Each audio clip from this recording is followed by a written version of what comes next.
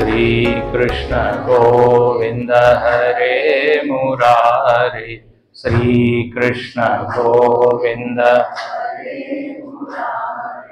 हे नाथ नारायण वासुदेव, हे नाथ नारायण वासुदेव, हे नाथ नारायण वासुदेव, हे नाथ नारायण वासुदेव, हे नाथ नारायण वासुदेव, हे नाथ नारायण वासुदेव। श्री कृष्ण गोविंद हरे मुरारे, नारायण वासुदेव, हे नाथ नारायण वासुदेव। श्रीमद भगवद गीतेला प्रस्थान सुद्धा म्हणतात, स्मृती प्रस्थान होत। मागच्या वेळेस मी तुम्हाला सांगितलं होतं की नाही माहित नाही, सांगितलं होतं। प्रस्थान त्रयीमध्ये 3 ग्रंथ आहे। उपनिषद त्याला श्रुती प्रस्थान म्हणतात, गीतेला स्मृती प्रस्थान, ब्रह्मसूत्र जे आहे त्याला न्याय प्रस्थान। प्रस्थान म्हणजे अवस्थान, अवस्थान म्हणजे स्थिती, ज्याच्यामुळे जीवाची स्थिती परमात्म्यामध्ये होती त्याला म्हणतात प्रस्थान। प्रस्थीयते अनेन इति प्रस्थान। तर जर आपण भगवद्गीता वाचली तर आत्मस्वरूपामध्ये आपली स्थिती होईल, आत्मस्थ आपण होऊ। आज आपण जसं शरीरस्थ आहोत, शरीराभिमानी आहोत, शरीरासक्त आहोत, तर म्हणे जर विचार किंवा चिंतन गीतेप्रमाणे आपण केलं तर आपली प्रगती होते, आत्मविकास होतो। म्हणून याला प्रस्थान म्हटलेलं आहे। आता पहिल्या अध्यायाचं नाव होतं विषाद योग, अर्जुन विषाद योग। अर्जुनाच्या मनामध्ये खिन्नता आलेली आहे, त्याच्या मनामध्ये एक प्रकारचं दुःख त्याला होत आहे, आणि त्याने एक निर्णय दिलेला आहे की युद्ध करण्यास काही लाभ नाही, उलट हानी आहे, नुकसान आहे।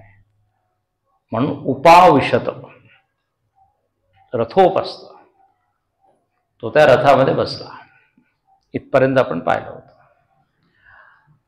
आता पहिल्या अध्यायामध्ये भगवंतानी फक्त एकच शब्दाचा उच्चार केला आहे। कोणता शब्द आहे? पश्य। तुला पाहायचं आहे ना, पहा। आणि त्या पश्य शब्दामुळे जणू काही असं काही मोह झाला अर्जुनाला, आणि जो एवढा तयारी करून आला होता की मी आता दाखविणे या कौरवांना, स्वतः त्याची जी क्षात्र वृत्ती आहे ती पूर्णपणे गळून पडली, वीरवृत्ती, आणि तो पूर्णपणे कृपयाविष्ट असं झालंय। तिथून सुरुवात आहे या दुसऱ्या अध्यायाची। याचा अर्थ काय आहे की माणसाचं मन जे आहे ना, परिस्थितीमुळे किती प्रभावित होत असतं। मन नेहमी एकाच अवस्थेमध्ये राहत नाही, क्षणोक्षणी त्याच्यामध्ये बदल होत असतो। म्हणून 2 शब्द तुम्ही ऐकले असतील, एक आहे परिस्थिती आणि एक आहे मनस्थिती। परिस्थिती बाहेरची वस्तू आहे, मनस्थिती आतमधली वस्तू आहे। जशी परिस्थिती बदलते मनस्थिती बदलत असते। बाहेर तसं वातावरण, तापमान, हवामान बदलत असतं। जर तुम्ही डोंगरामध्ये गेला, हिमालय वगैरे मध्ये, तर तिथे एका दिवसात तुम्हाला 3 सीझन, ऋतू दिसतील। सिद्धवाडीवर सुद्धा सकाळी थंडी, दुपारी होता गरमी आणि संध्याकाळी पाऊस. आम्ही तिकडे उत्तर काशीला होतो, तिथे ते लोक म्हणत होते, ते म्हणाले पहाड़ों का मौसम और मुंबई का फैशन कब बदल जाए भरोसा नाही. वेगवेगळे फॅशन बदलत असते. तर आपलं मन असं अत्यंत काय चंचलम हे म्हणा कृष्ण. तर अर्जुनाची मनस्थिती एकदम बदलली. आता संजय जो आहे तो वर्णन करत आहे, धृतराष्ट्र ऐकत आहे, हे आपण आधी पाहिलं होतं. आता या अध्यायाचं जे नाव आहे ते आहे सांख्ययोग.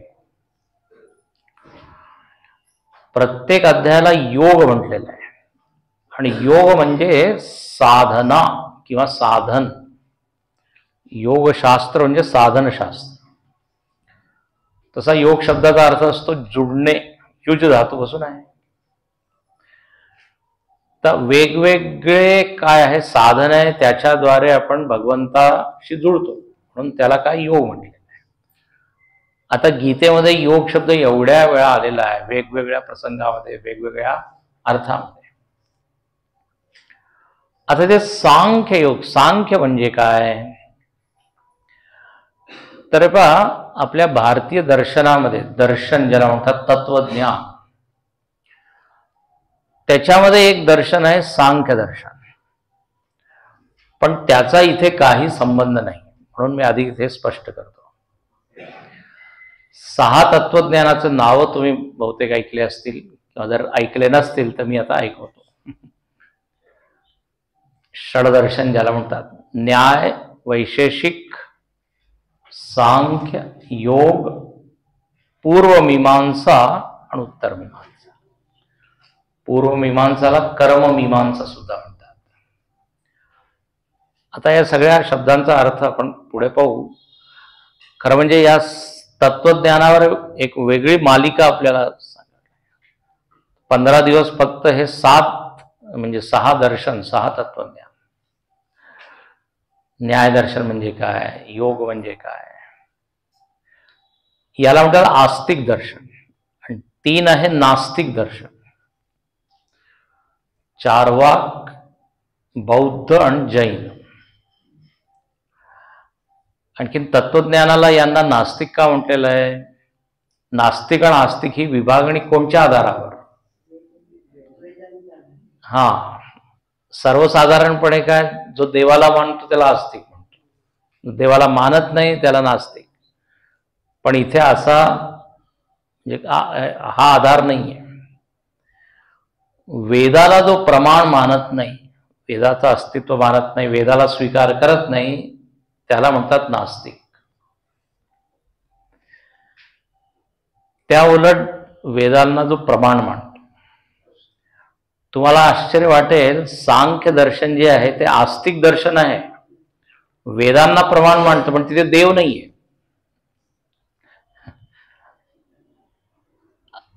अद्भुत आहे. ते फक्त प्रकृती आणि पुरुषालाच मानतात सांख्य दर्शन, निरीश्वरवादी दर्शन. तर सांख्य शब्द जो तिथे आलेला आहे त्याचा इथे काही संबंध नाही. इथे सांख्य योग म्हणजे वेदांत, ब्रह्मज्ञान, आत्मज्ञान. इथे सांख्य म्हणजे त्या कोणत्या ऋषी सांख्य दर्शन कोणी लिहिलं? कपिल मुनींचं सांख्य योग इथे नाही आहे. ठीक आहे. इथे सांख्य म्हणजे अद्वैत दर्शन, वेदांत दर्शन. हे आधी स्पष्ट केलं पाहिजे. अच्छा, सांख्य म्हणजे काय तर ख्या धातूपासून हा शब्द बनलेला आहे. आणि ख्या म्हणजे सांगणे, व्यवस्थित क्रमाक्रमाने सांगणे. त्याला काय म्हणू आपण? आख्यान, व्याख्यान जसं म्हणतो की नाही. तर त्यांनीच म्हणलेलं सम्यक आख्यान, जिथे एका क्रमाक्रमाने स्वतःबद्दल विचार केलेला आहे त्याला म्हणतात सांख्य. ठीक आहे. अच्छा, एक असतो शब्द संख्या. संख्यामध्ये सुद्धा काय असतं, क्रम असतं की नाही, 1 2 3 4 5. तर हा जो विचार मार्ग आहे, चिंतनाचा जो मार्ग आहे, त्याच्यामध्ये काय आहे, एक क्रम असतो. एका विचारावर दुसऱ्या विचारावर आपण जातो, दुसऱ्या आणि तिसऱ्या. आणि जेव्हा असं क्रमबद्ध पद्धतीने जर विचार मांडला गेला तर ऐकणाऱ्याला सुद्धा कळतं की नाही, काही समजलं नाही काय सांगत, म्हणजे काय, कधी या विषयाबद्दल सांगत, दुसऱ्या क्षणी काही वेगळंच सांगत, काही त्याच्यामध्ये तारतम्य, त्याला काय म्हणतात, सुसंगत,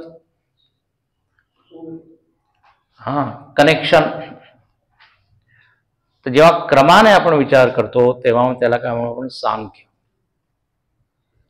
संख्येप्रमाणे.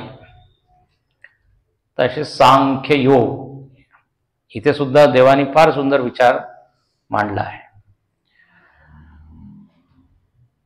पहिल्या अध्यायाची संगती दुसऱ्या अध्याया बरोबर आहे. कारण हे काय, तुम्हाला मागच्या वेळेस सांगितलं होतं मी की मूळ महाभारतामध्ये असे अध्याय आहे आणि तिथे देवाचं प्रवचन आहे. आपण त्याला नावं दिलेले, सांख्य योग वगैरे वगैरे. तर आता जेव्हा अर्जुन त्या रथावर बसला त्यानंतर काय झालं, तर दुसरा अध्याय. तर पहिल्या अध्यायाशी जुळलेला हा दुसरा अध्याय.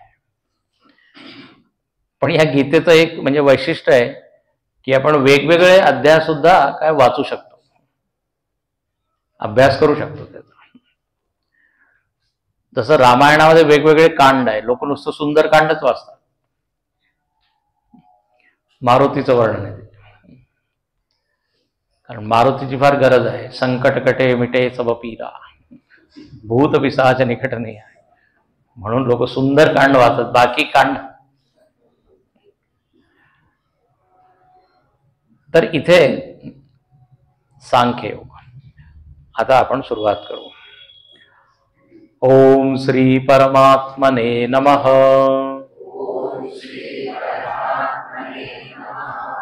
अथ द्वितीयोऽध्यायः. संजय उवाच. तं तथा कृपयाविष्टम् अश्रुपूर्णाकुलेक्षणम् विषीदन्तमिदं वाक्यम्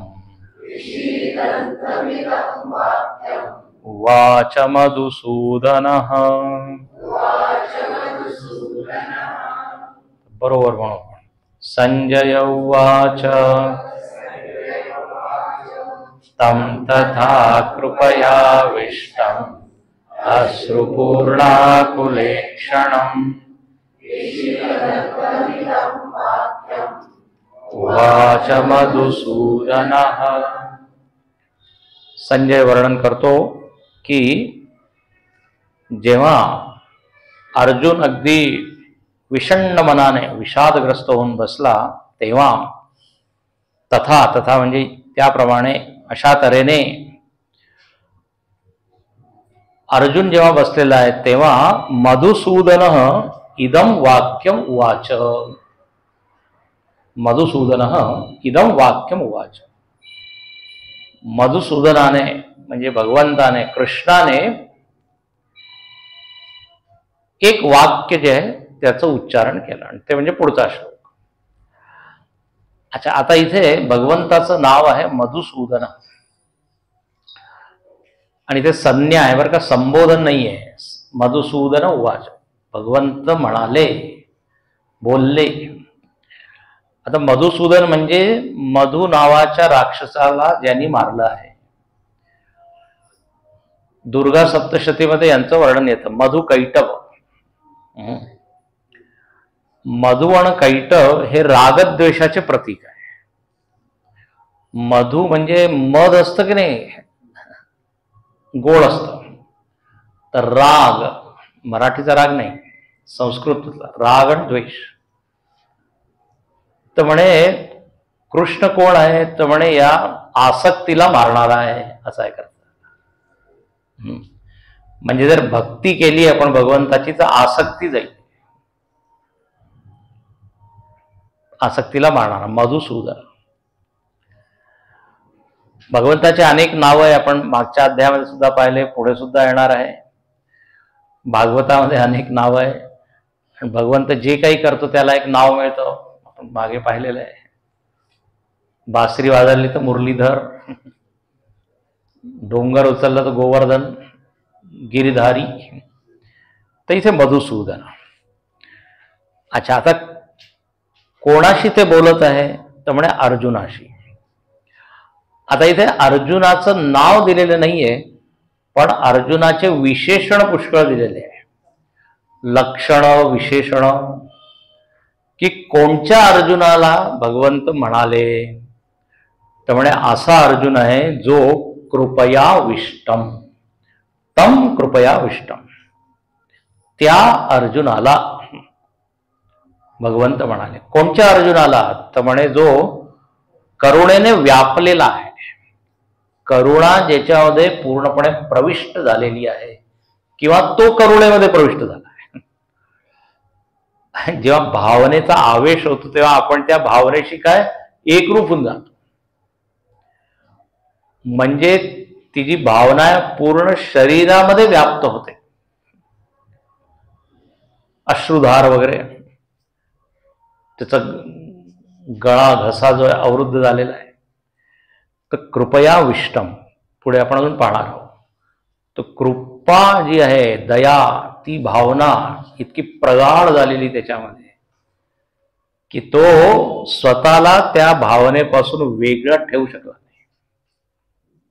तर अनेक वेळा पहा, आपल्या मनामध्ये भावना येते पण आपण सांभाळतो, जसं गहीवरून येतं आपल्याला, पण आपण जर सावध असलो तर सांभाळतो. पण जेव्हा कंट्रोल सुटतो मग तेव्हा काय, आपण रडतो, किंवा जी काही भावना आहे, राग येतो, क्रोधाविष्ट, आपण कृपयाविष्ट कमी होतो, क्रोधाविष्ट पुष्कळ होतो. आणखीन लोक म्हणतात जेव्हा मला राग येतो तेव्हा मला काही सुचत नाही.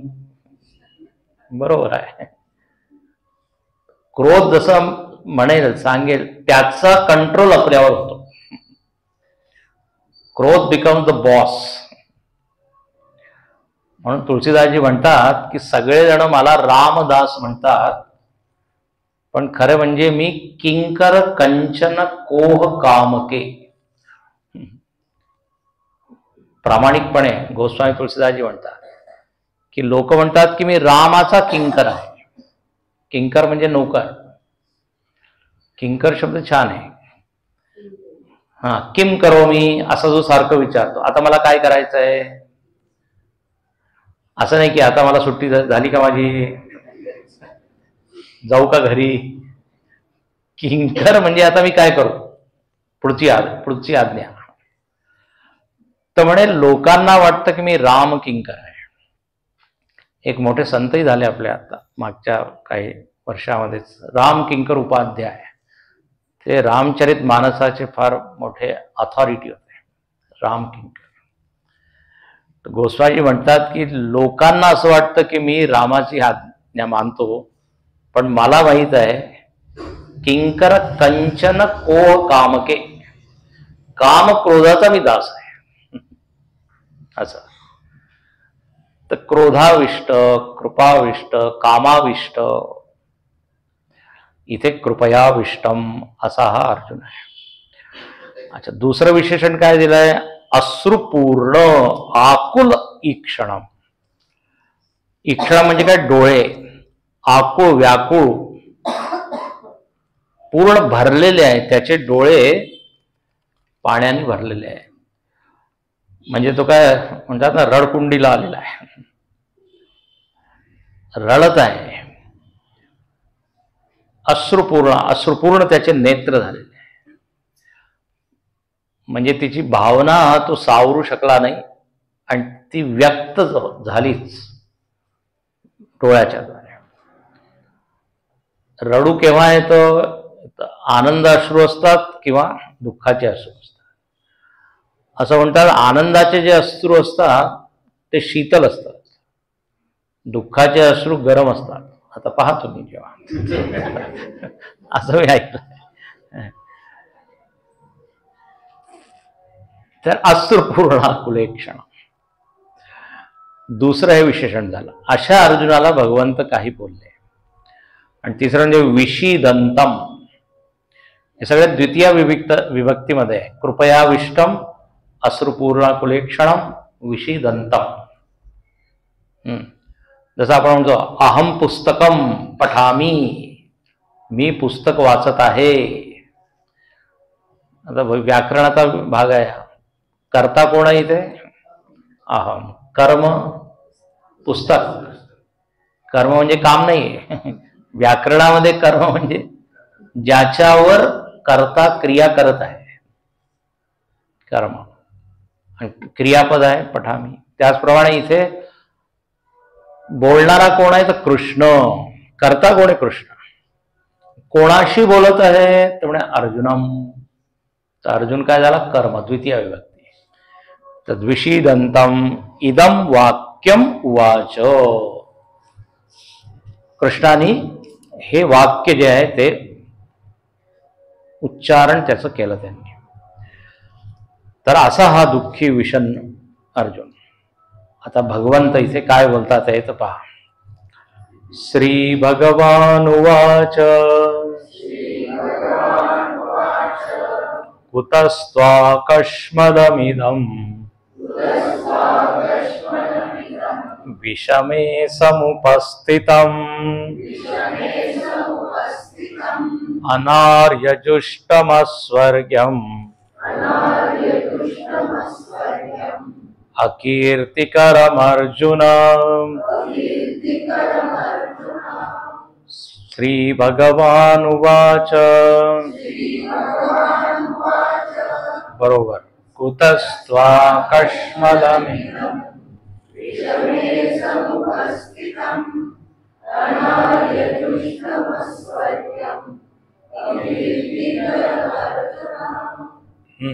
श्री भगवान वाच. भगवंत म्हणाले. आता श्री भगवान इथे कृष्ण जरी अर्जुनाचा मित्र आहे तरी भगवद्गीतेमध्ये कृष्ण गुरु रूप आहे.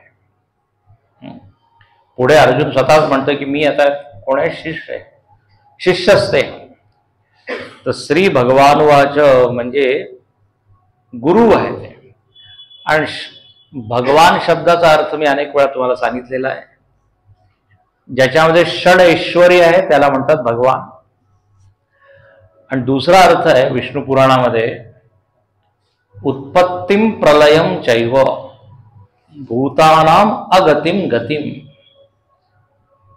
वेत्ति विद्याम अविद्याच भगवान इति उच्यते. म्हणे भगवान कोणाला म्हणतात तर म्हणे की ज्याच्यामध्ये 6 गोष्टी आहे. कोणते 6 तर म्हणे उत्पत्तिम प्रलयम चैव भूत. या जगाची उत्पत्ती आणखीन प्रलय याला जो जाणतो की जग कसं उत्पन्न करायचं आहे आणि केव्हा प्रलय करायचा आहे. म्हणजे थोडक्यात सांगायचं झालं तर जो जगाचं कारण आहे, ज्याच्यापासून जगाची उत्पत्ती आणि ज्याच्यामध्ये जगा चाललंय. म्हणून भागवतामध्ये सुद्धा जो पहिला श्लोक आहे त्याच्यामध्ये हेच लक्षण भगवंताचं सांगितलं आहे. सच्चिदानंद रूपाय विश्वोत्पत्त्यादि हेतवे. विश्वोत्पत्तीचा हेतू म्हणजे ज्याच्यामुळे विश्व उत्पन्न होतं. तैत्तिरीय उपनिषदामध्ये सुद्धा ब्रह्माचं लक्षण हेच सांगितलं.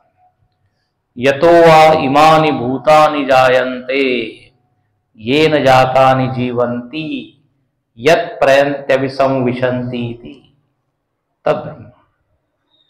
ब्रह्म काय तर म्हणजे जिथून हे सगळं काही प्रकट झालं, उत्पन्न होतं.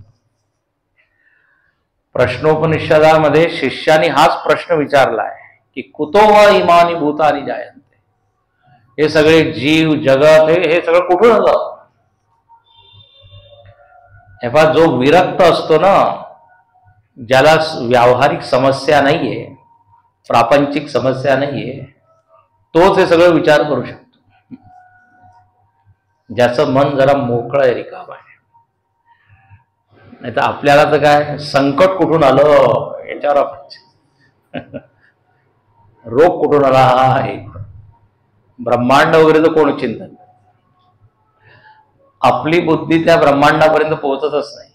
पूर्ण जर दिवसभरामध्ये जर पाहिली बुद्धी कुठे फिरते, तर बस नातेवाईक, घर, प्रपंच, तेवढ्यावर फिरत असते. तर उपनिषदाचे शिष्य पहा असं सृष्टीचं चिंतन करत आहे. तर भगवंत म्हणजे जो कारण आहे. आणि दुसरं भूतानाम अगतिम गतिम. देव म्हणजे कोण आहे?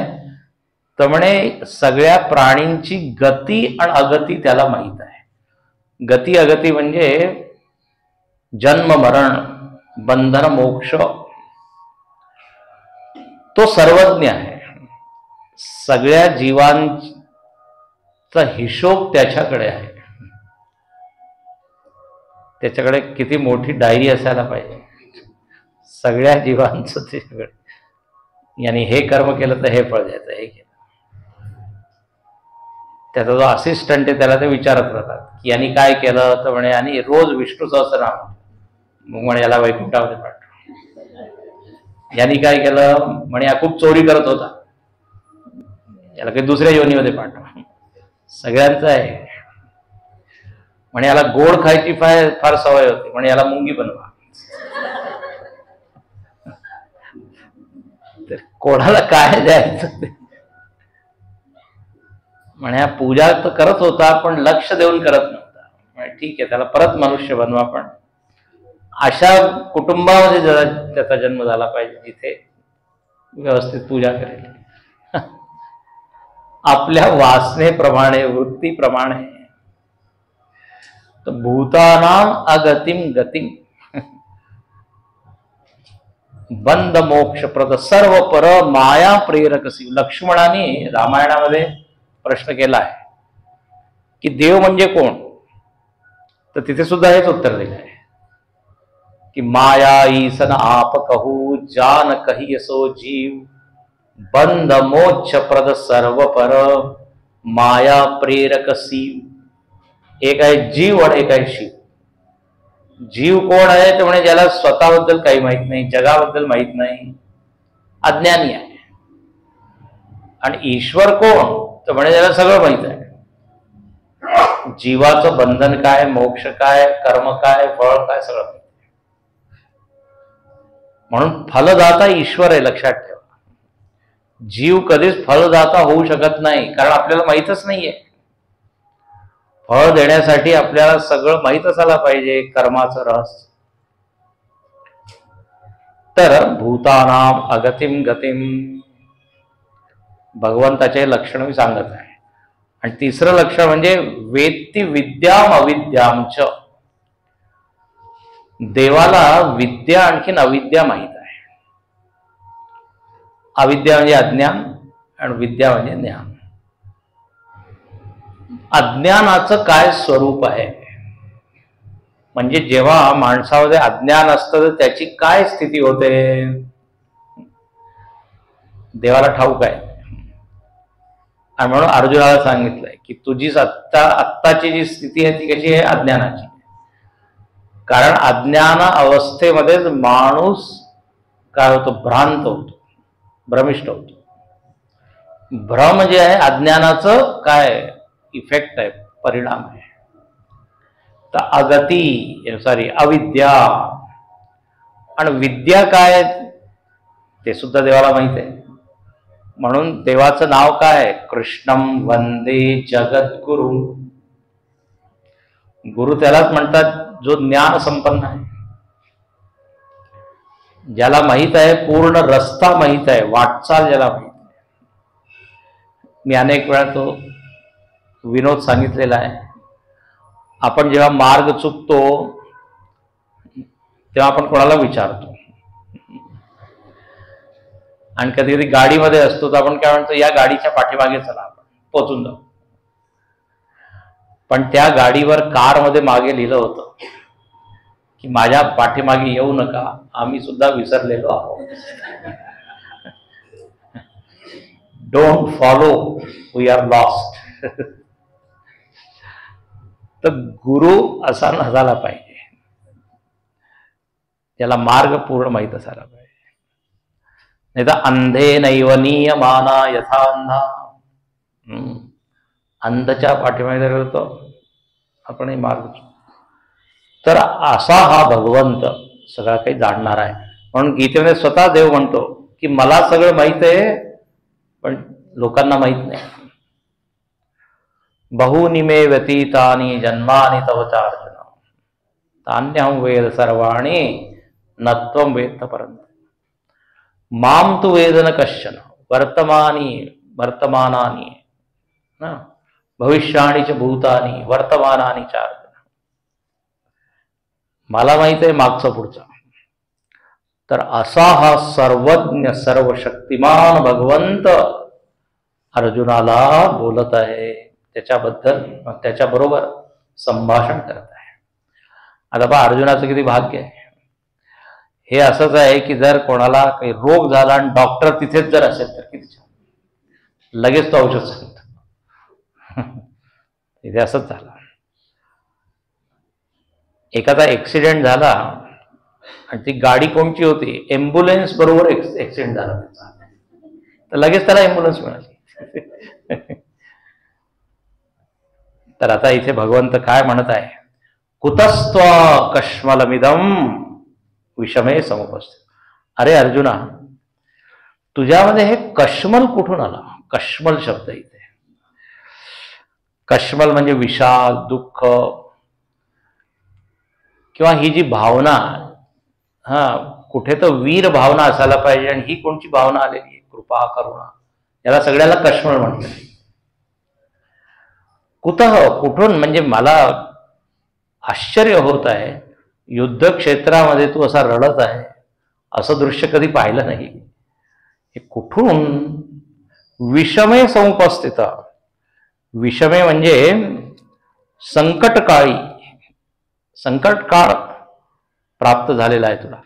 किंवा विषम म्हणजे त्याचा असा अर्थ असतो की ज्या ठिकाणी कृपा नसायला पाहिजे तिथे कृपा येते. चुकीचं ठिकाण, चुकीची वेळ, चुकीची जागा विषम आहे.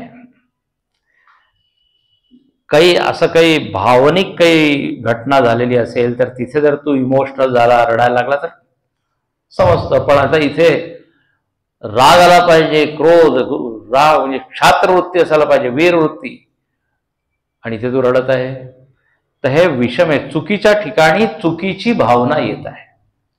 आता बघा इथे थोडा विचार करा, कृपा, करुणा, दया याचं फार कौतुक केलं जात आहे.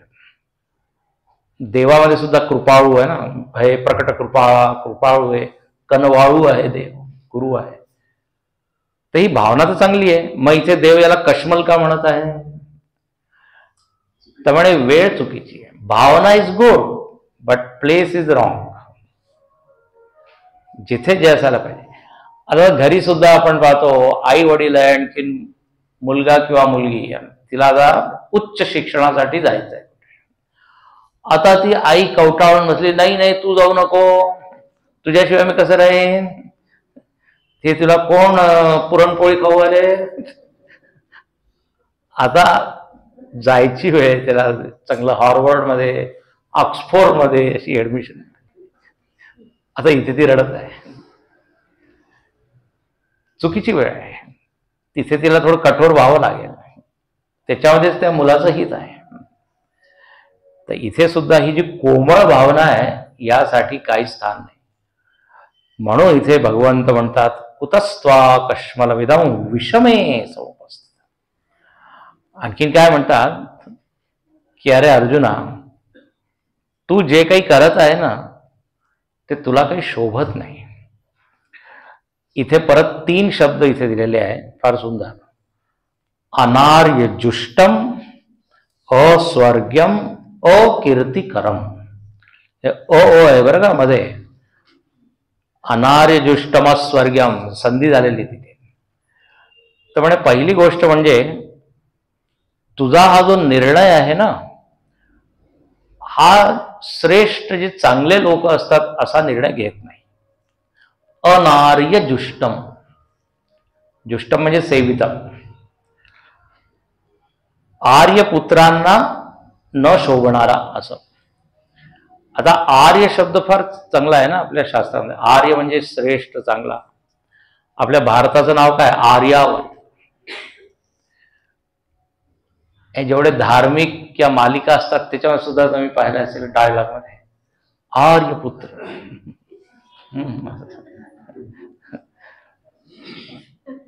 आपका ये वचन ठीक नहीं है. तर आर्य म्हणजे श्रेष्ठ. तर अनार्य, अरे म्हणे तू अनार्याप्रमाणे वागत आहे. ज्यांची कीर्ती आहे, ज्यांचं नाव चांगलं आहे, व्यक्तिमत्व चांगलं आहे, अशा लोकांमध्ये तुझी मोजणी होते. म्हणजे लोक तुला असं मान देतात. पण हा जो निर्णय तुझा आहे हा काही बरोबर नाहीये. अनार्यजुष्टम. अच्छा, दुसरं म्हणतात अस्वर्ग्यम. तुला असं वाटत असेल की युद्ध न केल्याने तुझी सद्गती होईल, चांगली गती मिळेल, त्यामुळे चुकीचं आहे एकदम. अस्वर्ग्यम. स्वर्गाची प्राप्ती काही होणार नाही. कारण स्वर्ग जे आहे ना, पुण्यामुळे स्वर्ग मिळतो. पुण्याचं फळ काय? स्वर्ग. गीतेमध्ये आलेलं आहे त्रैविद्या माम सोमपा पूत पापा स्वर्गतीम पार्थयन्ते. जे यज्ञ वगैरे करतात त्यांना त्या स्वर्गामध्ये त्यांची गती होते. पुण्याचं फळ आहे, पापाचं फळ नरक. त्यामुळे तुला असं वाटत आहे की याच्यामुळे तुझं प्रमोशन होईल, म्हणे अस्वर्ग्यम. स्वर्ग नाही मिळणार. अच्छा, हे तर झालं काय परलोकाबद्दल, म्हणजे मेल्यावर तुझी काय स्थिती होईल हे सांगत आहे. आणि इथे काय होईल वर्तमान काळामध्ये?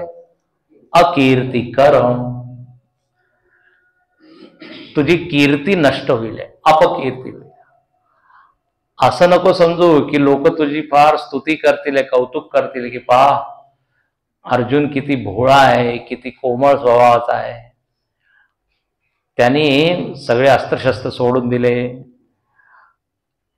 याच्या उलट लोक म्हणतील किती घाबरट आहे. पुढे सुद्धा येणार आहे. आणि लोक वाटेल ते काही बोलतील. तू ज्याची कधी अपेक्षा केली नाही असे निंदन्तस्तव सामर्थ्यम. कोणी असं नाही म्हणणार की तू शस्त्र का सोडले दयेमुळे. नाही, म्हणे घाबरलाय म्हणून सोडले. लोकांना तर बोलायलाच पाहिजे. तर म्हणून आता पहा इथे भगवंताला माहित आहे. आत्ता जे विशेषण सांगितलं ना, वेत्ती, जाणतो देव मागचं पुढचं ज्ञान अज्ञान. तर म्हणून इथे देव म्हणतो की पहा भविष्यामध्ये तुझी अपकीर्ती होईल, या जगामध्येच. मेल्यावर अस्वर्ग्यम. आणखीन ही जी वागणूक आहे ही काही बरोबर नाहीये असं. आता देवाला वाटलं की अर्जुनाला थोडंसं वाईट वाटेल आणि एकदम तो उभा राहिले, तर काही असं काही झालं नाही. तर देवाने थोडं आणखीन कठोर शब्द. देव काय म्हणतो पहा, क्लैब्यम स्मगम पार्थ नैतत्व्युपपद्यते क्षुद्रं हृदय दौर्बल्यम् त्यक्त्वोत्तिष्ठ परन्तप. बरोबर. क्लैब्यम स्मगम पार्थ नैतत्व्युपपद्यते.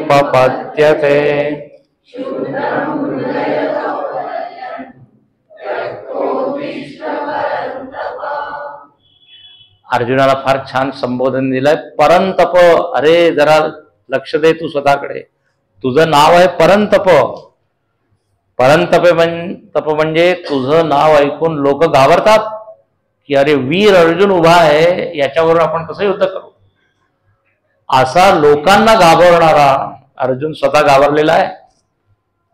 हे परंतप. क्लैब्यम मास्मगम पार्थ, तू पृथा पुत्र आहे. पृथा कोणाचं नाव आहे? कुंती. आणि कुंती फार वीर होते. तर म्हणे तुझी आई कशी वीर आहे आणि तू पहा. पार्थ, परंतप, क्लैब्यम, तुझ्यामध्ये क्लिपता आलेली आहे. क्लैब्यम म्हणजे नपुंसकत्व. तू एका नपुंसकाप्रमाणे वागत आहे. तू मुळीच या नपुंसकत्वाला थारा देऊ नकोस. इथे किती कठोर शब्द आहे. आता वीर अर्जुनाला नपुंसक म्हणजे तू काही धाडसी नाही, तू पुरुष आहे की बाई आहे. आता लोकांना जरा संशय येऊ लागलाय क्या येईल. हा, दिसत आहे पुरुष पण आहे तू बाई. रडत काय आहे आणि तू हातपाय कसे कापत आहे. तर म्हणे आता याच्यापेक्षा आणखी कठोर शब्द काय होऊ शकतो. क्लैब्यम मास्मगम पार्थ. मुद्दामून भगवंतानी असे जरा झोमतील असे शब्द बोलले. पण अर्जुनाचा रोग इतका डीप आहे की त्याला त्याच्यावर काही परिणाम झाला नाही. म्हणजे तुम्ही काही बोला, मला नाही वाटत की युद्ध केल्याने काही फायदा आहे. अच्छा, देव काय म्हणतो इथे? एतत् त्वयि न उपपद्यते. या सगळ्या भावना तुला शोभा देत नाही. तुझ्यामध्ये जे काही चाललंय ना, गोंधळ किंवा चुकीचा निर्णय, तुला शोभत. कारण तुझी ख्याती कशी आहे की पहा, निर्णय घेणारा आहे, युद्ध करणारा आहे, समस्यावर काय तोंड सामना करणारा आहे, असं तुझं व्यक्तिमत्व आहे. न तोही उपपद्धती म्हणजे कोणी अशी कधी अपेक्षा केली नाही, विचार केला नाही की तू असं करू शकतो.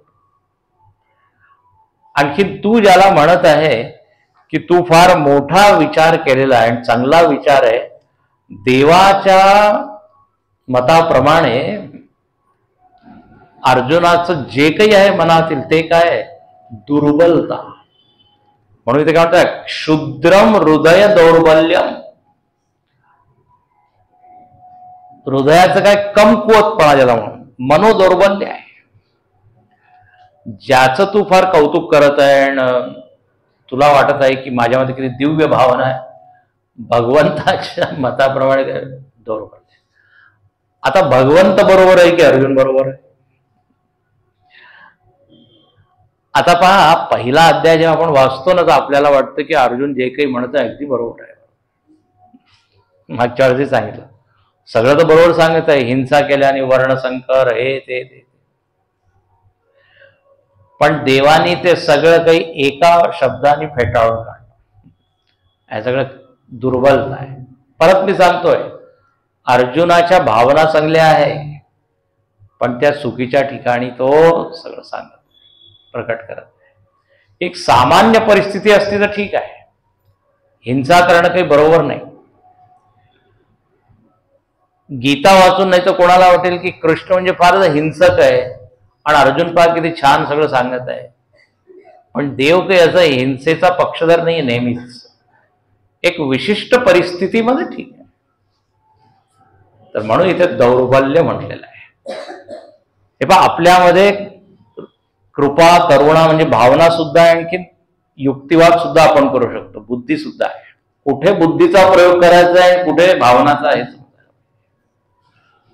काही लोक इतके कठोर की काही भावना नसतीच त्यांच्यामध्ये, आणि काही लोक एवढे भावना प्रधान की जेव्हा पाहू तेव्हा गंगा यमुना डोळ्यामधून वाहत आहे, थोडंसं काही झालं नाही किरण. दोघांचं काय असायला पाहिजे? बॅलेन्स, समतोल. तर इथे भगवंत बुद्धीची साईड घेत आहे. बुद्धीने विचार करायचे, धर्म आणि अधर्म हे दोन पक्ष आहे. आता अधर्माबरोबर तू वाहून जात असेल तर मग अजून अधर्म वाढेल. त्यांनी काही कमी अधर्म केलाय? म्हणून इथे या सगळ्या गोष्टी चुकीच्या आहे. हा जर काही कवी संमेलन असतं, संगीताचा कार्यक्रम असतो, मग तिथे भावना पाहिजे, तिथे तर्क वगैरे नको आहे, शुष्क तर्क. पण जिथे चिंतन आहे तिथे मात्र आपल्याला सगळं बाजूला ठेवावं लागेल. अथवा हे वैज्ञानिक लोक एवढे प्रयोग करतात, प्राण्यांवर करतात, त्यांना किती कठोर व्हावं लागतं. आपण औषधं वगैरे घेतो ना, ते किती प्राण्यांवर प्रयोग केल्यानंतर मग. पण आता काय म्हणतात, मोठ्या हितासाठी थोडस हिंसाही झाला. मच्छरापेक्षा माणसाचं जीवन जास्त उपयोग. आणि मच्छर मरेल, डास मरेल म्हणून मी असं नाही. म्हणून विचार करायचा आहे. तर शुद्रम हृदय दौर्बल्यम, असं नाही की भगवंत म्हणतात की या सगळ्या भावना चुकीच्या आहेत, असं नाहीये. पण ज्यांच्याबद्दल तू हे सगळं सांगत आहे जरा त्यांचा तर विचार कर. त्यांचा तू विचारच नाही करत आहे.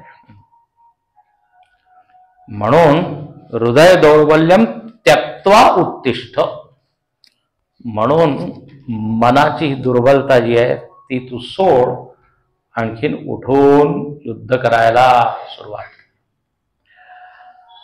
असं देवाला वाटलं होतं की हा उठेल. जसं अर्जुनाला वाटलं होतं की माझ्या भाषणानंतर देव माझं स्तुती करेल, कौतुक करेल, आणखीन म्हणेल वा छान, कॉंग्रॅच्युलेशन, असं फार छान, चांगला विचार केला, तुला पारितोषिक मिळालं पाहिजे. पण असं काही झालं नाही. उलट फार छान रागवले आहे, कठोर शब्द.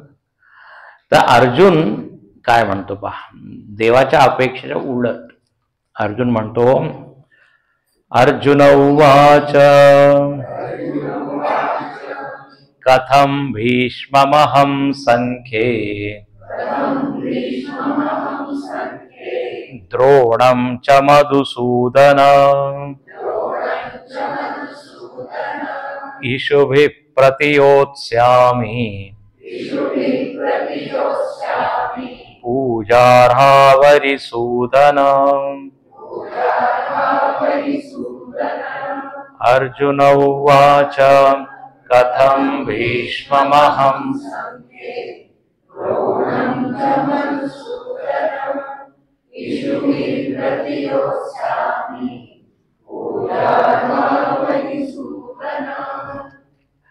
इथे अर्जुन सुद्धा आपल्या दोन संबोधनाने भगवंताला सांगत आहे की देवा, तू शत्रूला मारलेला आहे. अरिसूदन देवाचं नाव, आणि दुसरं आहे मधुसूदन. फार सुंदर मुद्दावून हे दोन शब्द तो म्हणत आहे.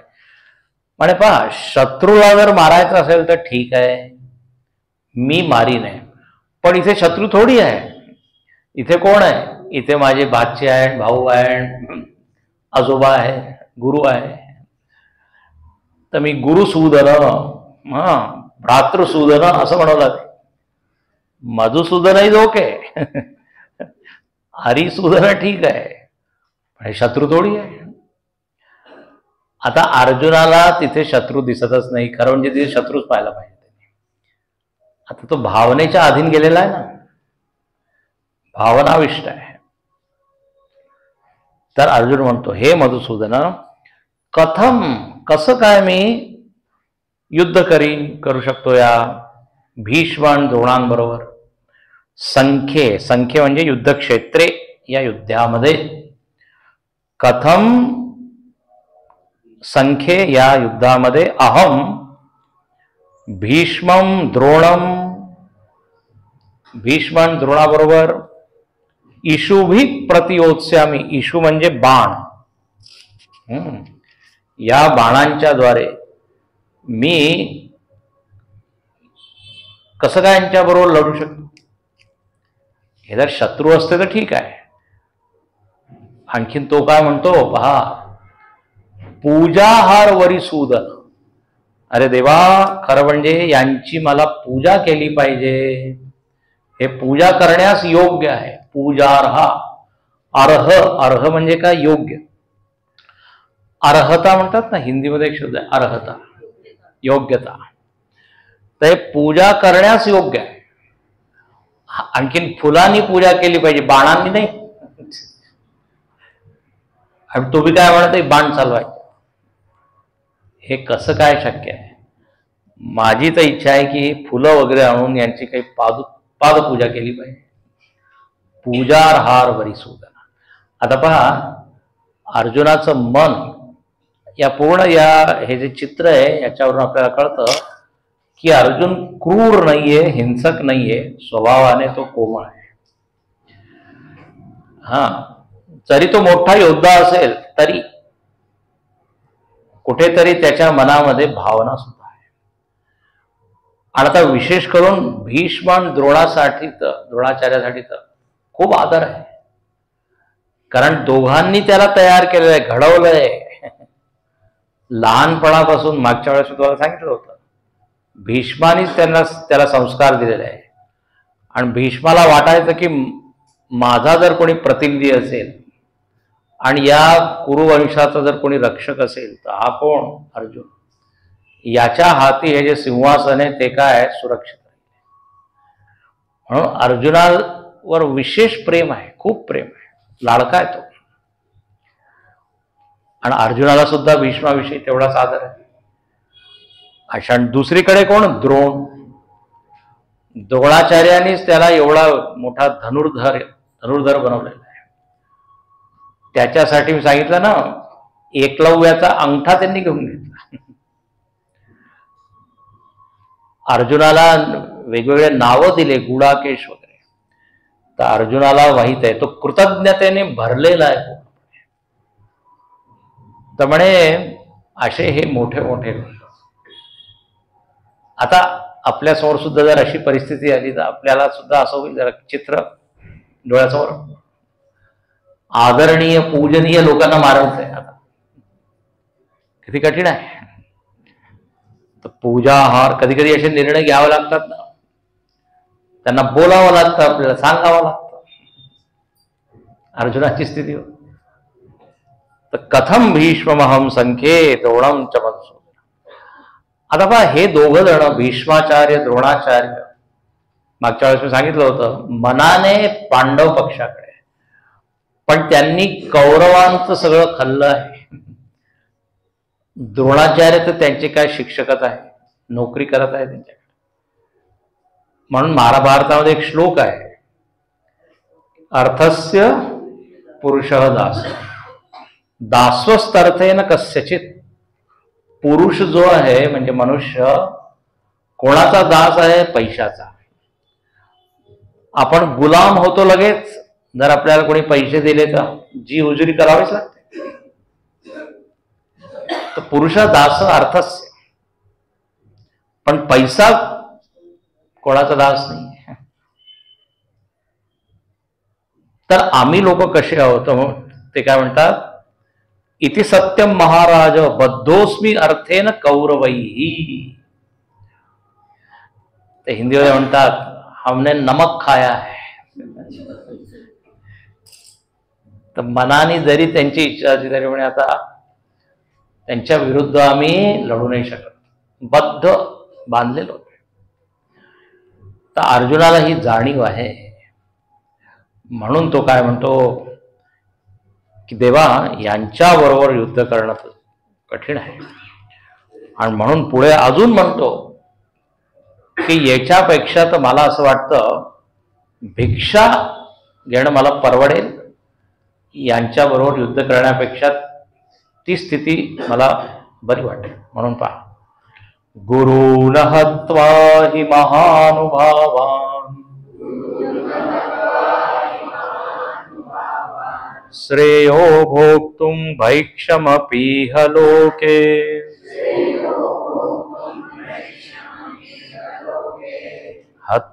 हत्वार्थकामास्तु गुरूनिहैव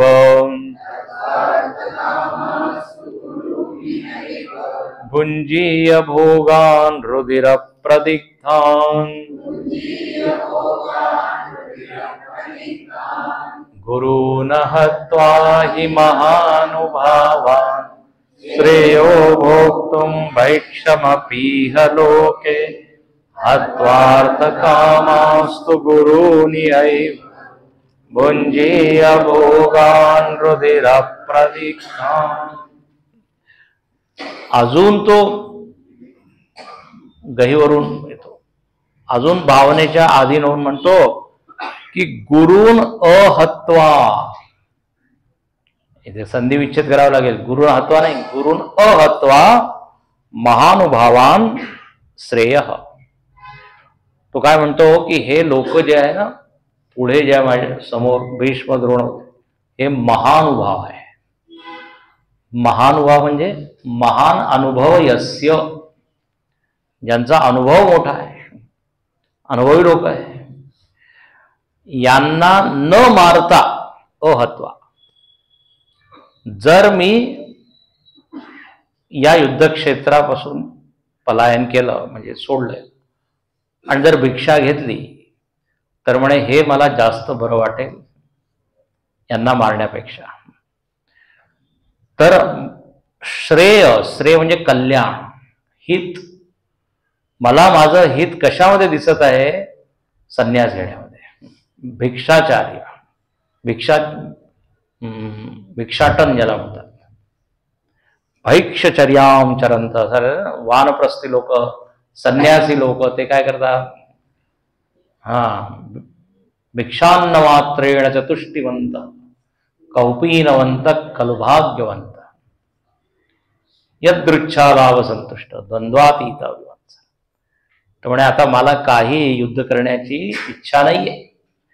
हे पहा, युद्धाचे जे प्रेरक तत्व आहे, मागच्या वेळेस मी बहुतेक तुम्हाला सांगितलं होतं, विजय आहे, राज्य आहे, पृथ्वी आहे, भोग आहे, हे सगळे प्रेरक तत्व आहे.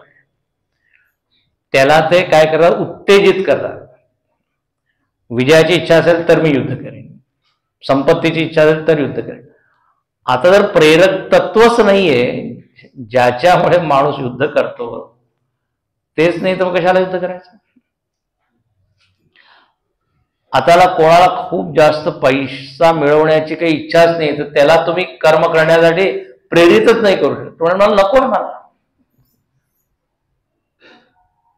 होगा भगवान तो देगा खटिया पण.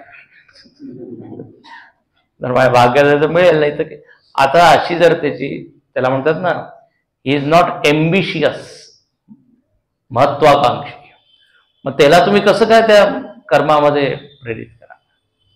तर इथे युद्धाचे जे प्रेरक आहे ते अर्जुनामध्ये ॲब्सेंट आहे, अनुपस्थित आहे.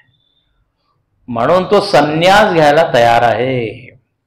श्रेयो भोक्तुम भैक्षमपीह लोके. अच्छा, तो म्हणतो की जर मी यांना मारलं आणि या सिंहासनावर जर बसलो तर मला काय वाटेल? असं तो वर्णन करतो की हत्वार्थ कामास्तु गुरून नियैव. यांना मी मारीन कशासाठी? अर्थ आणखीन काम. लक्षात घ्या, या दोन इच्छा माझ्या पूर्ण होतील. अर्थ मिळेल किंवा जगातील जेवढे उपभोग मी करू शकते मिळेल. हे बघ, 4 पुरुषार्थ आहे ना, धर्म अर्थ काम मोक्ष. तर या युद्धाने अर्थ आणि काम तर मिळेल, पण धर्म आणि मोक्ष नाही मिळणार. अशी अर्जुनाची समज आहे. म्हणून तो म्हणतो की मला आय एम नॉट इंटरेस्टेड अर्थ काम. आणखीन भुंजीय भोगान रधिर प्रदिग्धान. मी जर याचा उपभोग केला तर मला असं वाटेल की मी रक्ताने माखलेलो आहे. सगळे जे भोग कसे आहे? रक्ताने माखलेले. रुधिर प्रदिग्धान. मला फक्त ते रक्त आठवेल, मला त्याच्यात काही आनंद मिळणार नाही. ते सगळं दृश्यच माझ्या डोळ्यासमोर येईल. म्हणून श्रेय, युद्धामध्ये कल्याण नाहीये, हित नाहीये.